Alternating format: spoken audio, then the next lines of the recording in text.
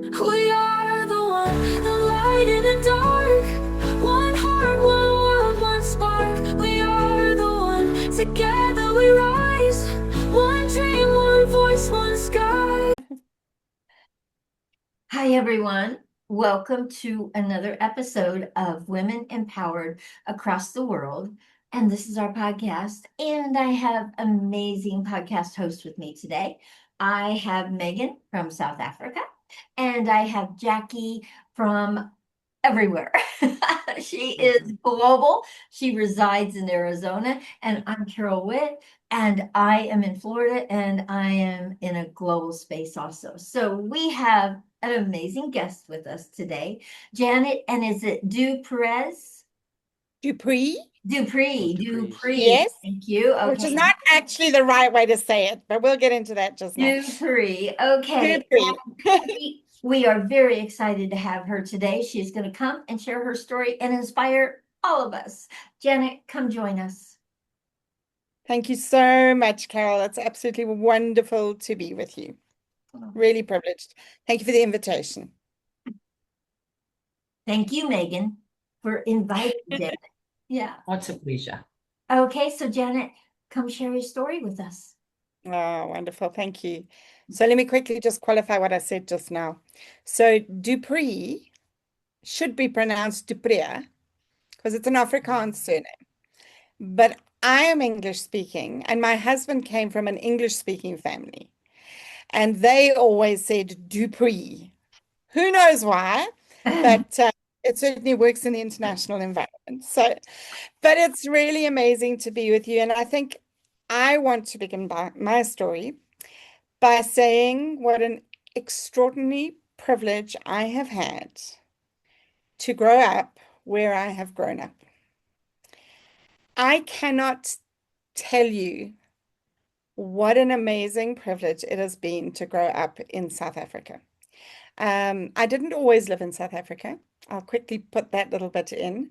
I was born here, lived here for 6 months, and then my parents actually immigrated to the UK. And the intention was that they were actually going to immigrate to Canada. And my grandfather persuaded them to go via the UK and spend some time there. Just to see Europe before, because he said Canada's a really long way away. And I mean, this was 63 years ago. He said, just go to the UK. Now, I'm a grandparent now, so I think that actually I was then 6 months old. I think he was going, please don't go so far away. Really. Anyway, while we were there, my sister was born, and she was born with a hole in her heart, which meant she was actually in ICU for the first 7 months of her life. And the doctors said to my parents, you've got one long trip. You're either going back to South Africa or you're going to Canada, but you can't do both. And she literally came out of hospital the day before they got on the airplane to come back to South Africa. And we've been in Africa ever since. We did spend 7 years in Zimbabwe. But the reason I want to start with this is because I was born in 1962 and I lived through some of the years of apartheid South Africa. But I also lived through the changes that happened in South Africa and that continue to happen. And there is nothing that makes me, or very little, that makes me more excited than telling people about how amazing this country is. And we are not all the way there. Megan will be the first to tell you. She's being a change maker, shifting some of the patterns that remain because of our horrible, horrible past. But it has been the most incredible thing to watch this country change. When I grew up, I was in a little all-white school, and everything that I did was in a very white world. And I didn't have any negative feelings about any other group of people. But I just kind of knew that this, or I just took it for granted this was how the world worked. And then grew a little bit older and wiser and began to realize this was not how the world was supposed to work and that it was really a very, very challenging situation. And I was a young adult and there were all sorts of interesting things that were happening. But in 1994, our entire population got to vote. And I was there.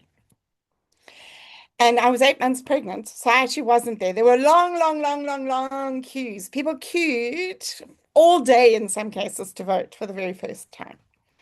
And I didn't have to do that because I was 8 months pregnant. And there was obviously a lot of excitement and all the rest of it. But I think what for me has been so extraordinary is to watch what has happened since then. And it isn't all perfect. I promise you it's not. But I have had the amazing privilege of watching people who had everything stacked against them, who did not grow up with the privilege that I grew up with, which I grew up, who did not have the education that I had. And I every single day get to see what they are doing and the difference they are making in the world. And it makes me incredibly proud to be an African, to call myself an African person, because I have spent my whole life on this continent, pretty much. Um, and I think what never ceases to amaze me is the ingenuity, the creativity, the resilience. I spoke on a big international platform a couple of years ago during COVID. And one of the things that I said was that the incredible advantage that we have in Africa is that we don't have to get out the box because they never let us in it. We are we are out the box. People on this continent are resourceful beyond measure. They have had to endure so much over so many years, but they make a plan. We actually have a South African phrase, and it's an Afrikaans phrase that is part of our culture. Megan's smiling. We say, "A boer maak 'n plan." I'll translate that. A farmer makes a plan. Okay. But actually, it's an African makes a plan, really is what it should be. Because African people will find solutions because they have to. They're creative, they're resourceful, they're resilient beyond measure. And you know what? This may sound really, really weird, Megan. I hope this will make sense to you. But I've said to many people over many years, I am jealous of some of my friends who are of color, who did not grow up with the privilege that I grew up with. And they look at me and they go, how can you say that? I'll tell you why, because they have something inside of them that I will never, ever have. They have a spirit inside of them that I will just never have. I try, I aspire to be that courageous, to be that inspirational, to be that ingenious. And I think I get some of the way there sometimes. I think partly being an entrepreneur has actually maybe brought some of that out of me. But it blows my mind. It absolutely amazes me every single time that I see it happening. And so in many ways, that is kind of the biggest story of my life is that I've got to be here and I've got to watch. And maybe something, Megan, I might say this, I'm sure I'll say this to you again sometime, but you know, to let people like Megan rub off on me. Just want to get close enough so you can rub off on me. I want some of that spirit, that courage, that whatever, just rub off a little bit on me and I'll be happy. Um, So one of the amazing things that sort of led me to this place, or that was part of the journey, is that in 19, I matriculated. That's what we call our sort of end of school. I matriculated in 1980, and I was accepted into medical school the following year. I come from a very medical family. But I had something else that was kind of going on inside of me, and I very much felt as part of my own spiritual journey that I wanted to go on a youth missions program. And I remember standing on a step in my aunt and uncle's house where we happened to be, and getting a phone call. And I actually don't even remember who would have been phoning me, but getting a phone call to say that I'd been accepted into medical school. And my mom was standing right next to me, hoping like crazy that I was going to get in. And I turned around and I said, I got in. And she said, are you going to go? And I said, no, I'm not going to go. And I made the decision to not go to medical school. That there's another whole story that I think could be attached to that. Was it the right decision? Wasn't it the right decision? It was the right decision for me. And so I did. I went on this youth missions program, which was for a whole year, straight after school. And this was in 1981, so we were still in apartheid. But our team of young adults who were all involved in this program was completely multiracial and cross-cultural. I mean, we had a Canadian on the team, we had an American on the team, we had, so very eclectic. And then I ended up, so they split the big group of us into smaller groups, and my team ended up going to what were then called the independent states. Now, you need to understand a little bit about South African history. So, at a point in time, our government decided that in order to promote separate development, which was one of our legal structures, they were going to create these states that were so-called independent, where all the Tswana people would live there and the Zulu people would live there, and honestly, it was pretty corrupt. But there was a level of independence within these places. So my team went to all of these independent states, and as such, all of my interactions were very multiracial. And again, I just got to fall in love with the African people. That's the bottom line. I got to be hosted in homes where they had nothing, but to be treated with the most incredible generosity and hospitality that I've honestly probably never ever experienced anywhere else in my whole life. Um, because it came from a place of lack. I mean, I can remember sitting down at a table, our whole team sitting down at a table one night, and all of the village women had come together to prepare, they came together every night to prepare our meal. We were there for a week.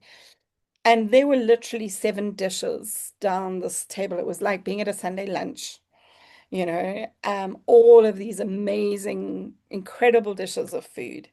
Um, and then I would look around and go, we're walking down sandy dirt, you know, dirt roads.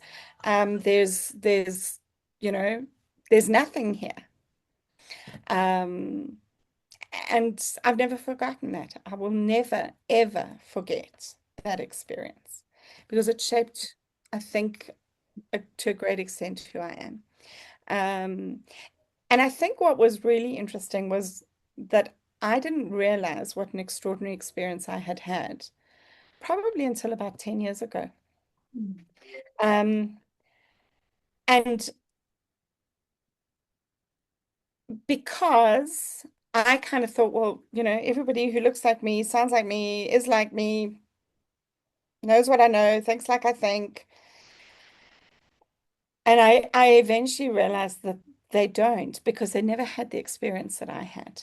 And so it's a very, very, very big part of my story.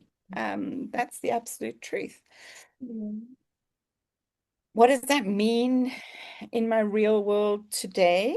So I'll give you a very quick little. So spent a year on youth missions team, came back because everybody, I mean, we were, this is another part of our story that I think a lot of people don't necessarily fully understand, is that because of our government's policies, we were literally the pariah of the world. We could not, especially as white South Africans, we couldn't get visas to go places. We were literally shut off. So not only were more than half, the majority of our population suppressed, actually internationally as a nation, we were completely suppressed. Even though theoretically, yeah, let's not go there. Um, and I think that that affected our mindset, all of us. And we've ended up, and we are still struggling to shake the sense that we are the pariah of the world and that we don't have anything to offer. Um, so I was told that if I wanted to go and be a missionary somewhere or do anything else outside, I had to get a qualification. So go off to university. So I did. I ended up with a BSc nursing degree, and then specialized in psychiatric nursing. And I always say to people what I learned in that environment was how to manage a complex dynamic system. And that is very much part of what I do in my everyday life now. And that was kind of what I took out of nursing. If I go back, well, I'm going to go forward and then I'm going to go back. So I then specialized in psychiatric nursing. And one of the things that I learned in psych nursing was about people being whole beings, whole people. Whichever paradigm you use, body, soul, and spirit. I love what I call my SPICE model, spiritual, physical, intellectual, social, and emotional. That's who, we all are. But actually, it goes right back to an amazing school I was at in Zimbabwe. My mom was a teacher there. So she taught music. The headmaster used to call her his honors degree scientist who taught music. And so I was at this incredible school for a year and a bit. And Neil was the headmaster, and his philosophy was that you didn't educate children to write examinations, you educated them to live life. And we had what they called the balanced day, and it was based on the notion that we are fivefold beings. Now, he had a slightly different five to my five. He didn't, I don't think, have the social thing. He had cultural instead, but be that as it may. So even in my high school years, this foundation was being laid. And then I went to go and study nursing and began to really think about people as whole beings. And that's another part of everything that I do in my work, is thinking about people through these different lenses and understanding that, just because somebody behaves in a particular way, it isn't just, okay, well, that's a choice and they've done it. There are all these amazing factors that shape how people show up, who they are. I fell in love with people broadly and yeah, probably at that stage of my life. So having fallen in love with Africa, I fell in love with people and understanding people. And I've been studying people for 45 years, ever since those days. I did end up in the business world, and what's his name? I did a whole lot of different things, but in 2007, I started my own consulting company. And that has been the journey and a half. Talk about being humbled. Talk about feeling like you have no idea where you're going, what you're doing, how you're going to get there. Talk about thinking you know so much and then discovering actually you know so little. But it's been a really amazing journey. And I think what I love the most is seeing stuff happen that I actually did facilitate, but so much more happened than what I planned. That's probably the greatest joy of the work that I get to do. Um, and honestly, I sometimes step back and I kind of go, so I've brought my gift. And then I just step back and I watch what literally what God does with it because that wasn't me. And yeah, is that good enough? I can carry on. So beautiful, so, so beautiful. I love your story. It has, oh my goodness, you have traveled a journey. You really have. And you found yourself in that journey. Sometimes people go on a journey and don't find themselves. So you found yourself in that journey. Congrats. Thank Okay, you. who has questions? Okay, Jackie, you have a question. Go ahead. What an amazing soul. Yeah. Oh my gosh. How could you not be attracted to someone so humble? Um, yeah, I'm just kind of overcome um by the way you have now looked at, well, now you've done it most of your life. Looked at the people around you, and you're such a holistic being. That's why I love you, and I'm sure Carol does too. Because you look at the whole world perspective that so many people just can't do. I mean, they're so within themselves, rightfully. So what am I questioning? I don't know what am I questioning, but the point is, I'm just in awe that we have so much to do together. Oh my gosh, this is just the beginning, and I'm sure Megan brought you here for that reason. That it will be fun to light each other's path Mm. is really what it will be, to show the brilliance of all of us. And I suppose we could ask the same question I always ask. Um, what is your challenge? What is your need right now? What can we do? I'm not hearing a specific, I'm hearing nursing, but I'm not hearing a real service, or is there, what is it? What can we do to help you on that path? Mm. Mm. Well, thank you, Jackie. Really appreciate your comments. And my current ambition, and I am very ambitious. I believe in big things and doing big things and doing big things really, really well. So I started my consulting company, as I said, about 18 years ago. And I studied, I, I managed to finally finish a master's degree in 2022. And my topic was improving stakeholder engagement in the context of wicked problems, which was a fascinating subject, absolutely amazing subject. Um, so big picture, my ambition is to ensure that our world is full of leaders who actually are going to do something about some of the big challenging problems that we have out there. And I think that that begins with who they are. Um, and so my business has operated mostly in South Africa. Obviously, there were some setbacks around COVID. I don't think I'm alone in that. I think we all had challenges. Um, but it's kind of the business is really emerging, finding its feet, growing up, and the goal, certainly at the moment, is to go global, is to build the business internationally. And the one major reason for that, I have to say, because it connects back to the story, is that I very passionately believe that Africa needs to increasingly be a part of the global economy. And we will never stop having to rely on some donations. That's global. There's always going to be people who need us to give money, but Africa needs to pay away. And we need to do that because we have so much to offer. And we need to believe that we have so much to offer. And we need people to see that what we've got is world class. Yeah. So I have to do that for me. And my mission in life is to build world class solutions. And so, yeah, I'd love help to make that happen.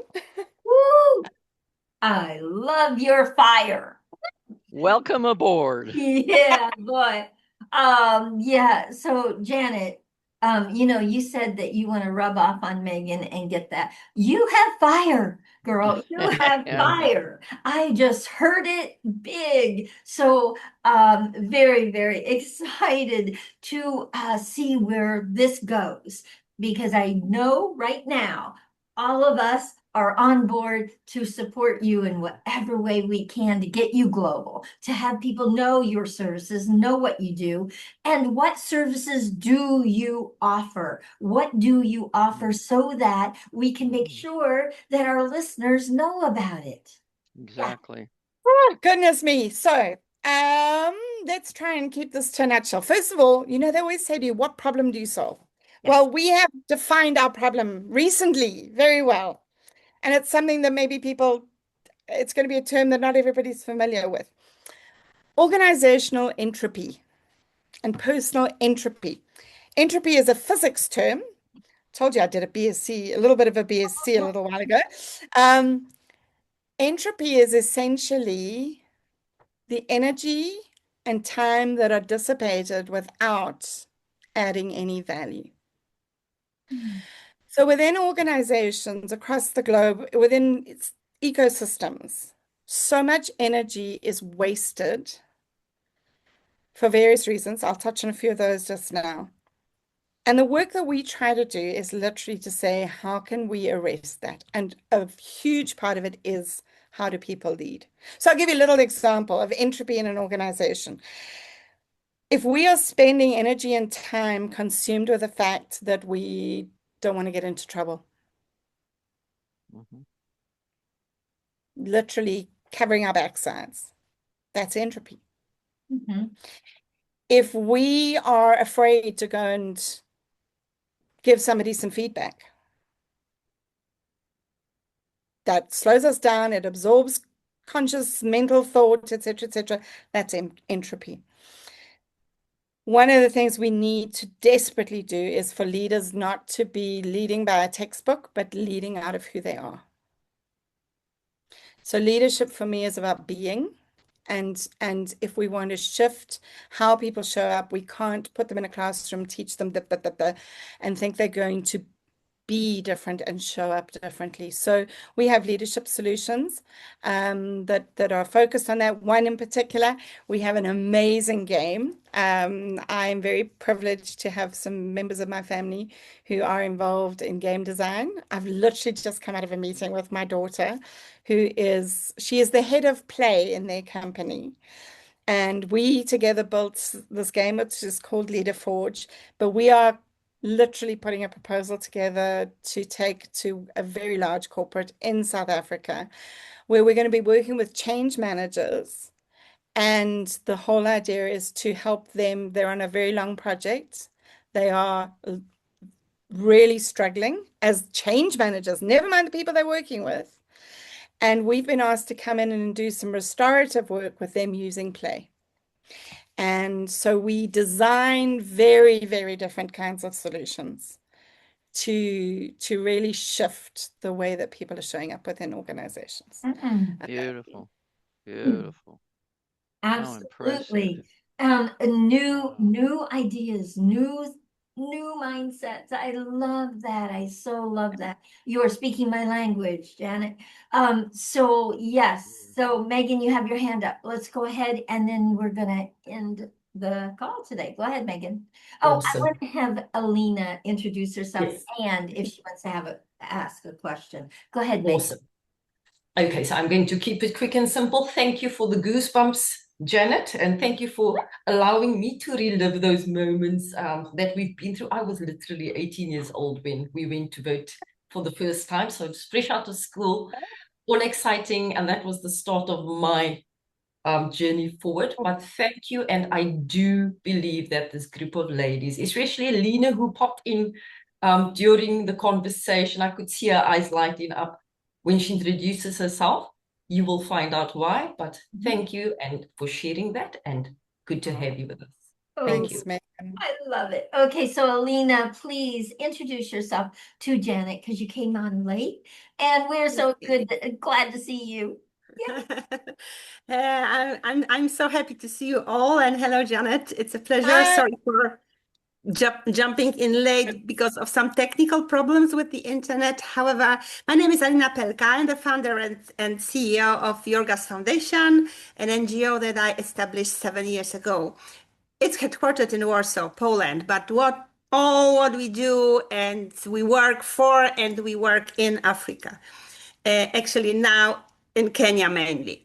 So all what we do is about women empowerment, supporting youth, young people, supporting education, and all around health, maternal health, infant health, etc., etc. So many different projects and programs. But what I wanted to say is that what you are saying about Africa and your life in Africa and about being African, as you mentioned, it really resonates with what I think about Africa, with what I feel about Africa and Africans, what I experience when I am there. You live there. So, I really appreciate what you said, because it's not often, we don't hear it often, because it is a language of love, a language of love for Africa. That's why it was such a pleasure to listen to your story. And I would like just only ask one question. If you could transplant something from Africa, from African culture, from Africans, nations, and from African soul to another part of the world, what it would be? Oh, my word. So you know what? There's an obvious thing that everybody says if they talk about Africa. They talk about Ubuntu, which is the collective, the I am because we are. But you know what? That's not Yeah. Yes, yeah. because I don't like cliches, and I think it's become cliched. I think it's good, but I'm gonna use a phrase. Oh, there's so many things, but I want to say this could be misinterpreted. But for me, the one thing that really, really, no, sorry, I'm struggling. The first thing that comes to mind is the simple soul. Yeah. And I don't mean that in a derogatory way. There is a deep humility in so many people that I know in Africa. Yeah. It's that lack of assumption. And I'm thinking, honestly, I'm thinking about the lady who works in my home and keeps my home clean. Okay. She has got the most amazing, simple spirit. Yeah. She treats me like a queen, and she doesn't have to do that. She really doesn't. Absolutely. So there's that on the one side, and then on the other side is the incredible grit, determination, and resilience. So it's both of those. Yeah. Yin and yang. Yes, Yeah, yes, yeah. love it. Thank you so much, That's such a Janet. good question. That's such a good question. Awesome. Thank you so much. And thank you for your response and thank you so much. Absolutely. So Janet, one of the things in working with Africa for over 4 years now with my program is I really get to see the heart, and I call them golden hearts. They are, Africa's full of golden hearts. They will create organizations to support the whole community instead of taking care of just themselves. Yep. That doesn't Yeah. happen over here, Yeah. everywhere. That's special. And Yeah. so I fell in love with Africa because of that. They just kept coming to me. One of my Africa directors said, Carol, how do you get these people coming to you? And I said, I ask. I say, God, send me golden hearts. They're everywhere. They're everywhere. So the thing for me around YEA is that I get it out everywhere. So there is a new respect for the Mm. people of Africa, a new respect for the people of Africa, a new pride that they can own for Africa as Yeah. people of Africa, because I truly believe America doesn't know who Africa is. And, Could not agree with you more. And Eh. it's like, just shh and I listen. know, Listen. I know. So Janet, you and I are good. I'm reaching out to you. I put my information in the chat. I'm reaching out to you. I want to create something with you, and I don't know what that is, but we're going to create. We are so going to create something amazing for Africa. Yeah. Oh, thank you So, so much. oh, thank you so It's much. lovely to find people who see what I see. And you just spoke to everyone here that has such a heart for Africa. So you were in great hands here today. Okay.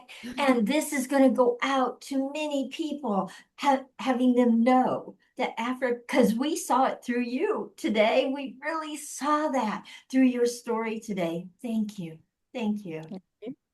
Yeah, absolutely. So, guys, if you love these episodes, please, please subscribe to our channel.